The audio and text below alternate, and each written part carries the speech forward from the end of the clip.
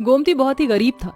इसकी एक बेटी थी जिसका नाम बबीता था। बबीता देखने में जितनी सुंदर थी उतने ही लंबे घने उसके बाल थे। बबीता अपने बालों की चोटी बनाकर रखती थी। जब बबीता गांव के जिस गली से भी गुजरती तो औरतों के बीच उसके लंबे बालों की चोटी के चर्चे शुरू हो जाते।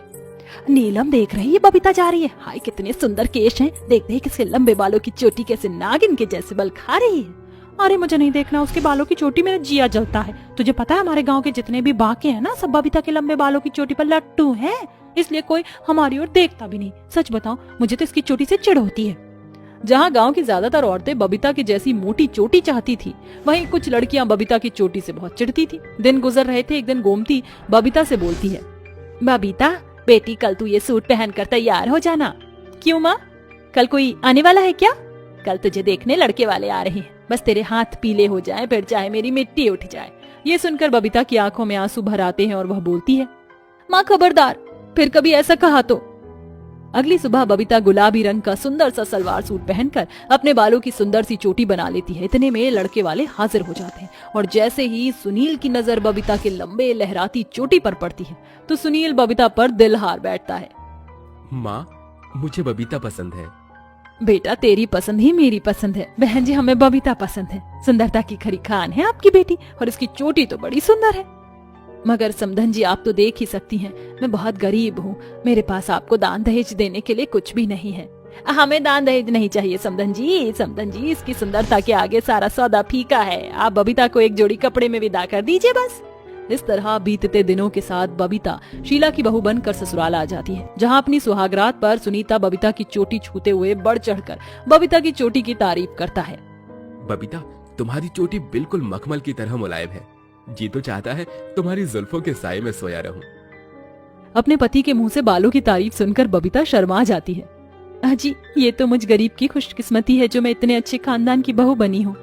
अगले दिन बबीता सुबह उठकर बहू होने की सारी जिम्मेदारियां निभाती हुई सभी के लिए स्वादिष्ट खाना बनाती है। जहां बबीता को ससुराल के बाकी सदस्य से प्यार मिल रहा था तो वहीं उसकी ननद चांदनी अपनी भाभी की चोटी से चिढ़ पड़ती है। अरे वाह बहू, तेरे हाथों में तो जादू है। क्या खाना बनाया है तूने? तेरे ससुर एकदम खरी बात बोल रहे हैं बहू। क्या स्वादिष्ट खाना बनाया था तूने, खाने वाला उंगलियां चाटता रह जाए। 36 गुणों से भरी हुई है हमारी बहू। बस कीजिए, इतनी तारीफ करेंगे तो ये गरीब के घर से आई भाभी घमंड से भर जाएगी। माँ, लगता है चांदनी को हमारी की गई तारीफ से नहीं बल्कि बबीता की लंबी चोटी से चिढ़ हो रही है ना। क्योंकि मेरी प्यारी बहन परकटी जो है। ये सुनकर चांदनी बबीता की चोटी को गुस्से से घूरती हुई वहां से चली जाती है। ऐसे ही वक्त बीतता है जिसके साथ साथ चांदनी की चिढ़न आग के लावे के जैसी भड़क उठती है और एक दिन वह बबीता के तेल शैम्पू की अदला बदली करते हुए शातिर हंसी हंसते हुए कहती है, बहुत सुर्खियां बटोर ली इस गरीब ने अपनी लंबी चोटी से। अब ये शैम्पू लगने के बाद न बाल बचेंगे न चोटी। जैसे जैसे बबीता अपने बालों में उस शैम्पू का इस्तेमाल करती है बहुत ही ज्यादा उसके बाल झड़ने लगते हैं, जिसके बाद उसके बाल बहुत ही ज्यादा हल्के हो जाते हैं। ये देखकर बबीता शीशे के सामने खड़ी होकर खूब रोती है। पता नहीं मेरे बालों को किसकी नजर लग गई जो ये इतनी तेजी से टूट रहे हैं। इसी तरह बड़ी ही तेजी से बाल टूटने के कारण बबीता के सर पर कुछ ही बाल बच जाते हैं, जिसे देख शीला गुस्से से बेचारी बहू को घसीटकर घर से बाहर निकाल फेंकती है। माँ जी मुझे घर से मत निकालिए, बड़ी मुश्किल से माँ ने मेरी शादी की है, अगर मैं घर लौट गई तो वो मर जाएंगी। तेल लेने गई तू और तेरी माँ, मेरी गलती है जो मैंने तुझ जैसी गरीब की बेटी को अपने घर की बहू बनाया। अब जा, तेरी लंबी चोटी ही नहीं बची तो तेरा मेरे घर में क्या काम। ससुराल छूटने के बाद में बबीता सुनसान सड़क पर चल पड़ती है, जहाँ उसे एक बेहोश बुढ़िया मिलती है। अरे इन अम्मा को क्या हुआ है?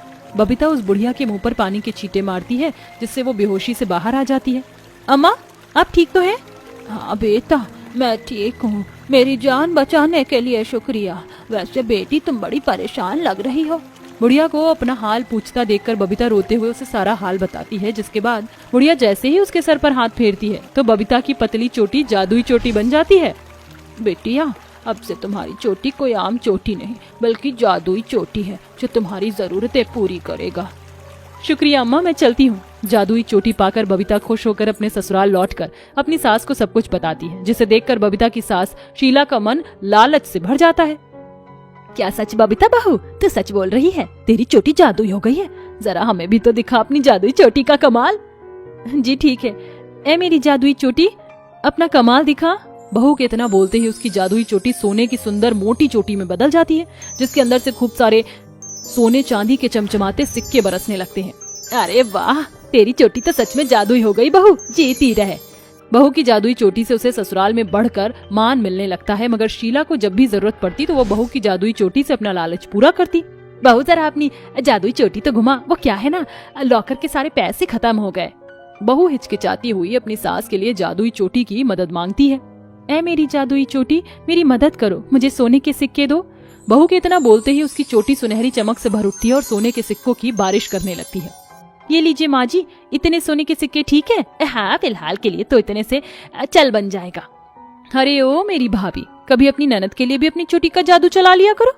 हाँ क्यों नहीं चांदनी, ऐ मेरी जादुई चोटी, मुझे तुम्हारी मदद चाहिए। बबीता के इतना कहते ही जादुई चोटी से खूब सारे चमचमाते सोने के सिक्के के ढेर लग जाते हैं, जिसे चांदनी अपने लिए ले लेती है। ऐसे ही दिन बीतते जाते हैं और शीला और चांदनी बबीता की जादुई चोटी से अपना मतलब निकालते हैं, जिसे देख बबीता आखिर में आवाज उठाती है। अरे बहू, जरा अपनी चोटी का जादू तो चला, पैसे फिर खत्म हो गए। अब इस महंगाई में खर्चे हो ही गए हैं इतने कि क्या कहा जाए। माँ जी, अब मैं अपनी चोटी का जादू नहीं चलाने वाली, क्योंकि अब मेरी चोटी आप लोगों के लालच का हिस्सा नहीं बनेगी। बहू तो भूल रही है, मैं तेरी सास हूँ और ये घर मेरा है। यहाँ तुझे मेरे हिसाब से चलना होगा और तू अपनी जादुई चोटी से जरा सोना दे देगी तो क्या घट जाएगा। अगर तुझे इस घर में रहना है तो अपनी चोटी का जादू चलाना होगा। नहीं माँ जी, अब मेरी चोटी का जादू लालच के लिए नहीं चलेगा, बस गरीब लाचार लोगों की मदद के लिए चलेगा। आज से इसी वक्त से मैं आपका घर छोड़ रही हूँ। ऐसा कहकर बबीता हमेशा के लिए अपना ससुराल छोड़कर अपनी गरीब माँ के पास मायके चली जाती है और अपनी पहली जिंदगी को भुलाकर अपनी जादुई चोटी से गरीब बेसहारा लोगों की मदद करती है।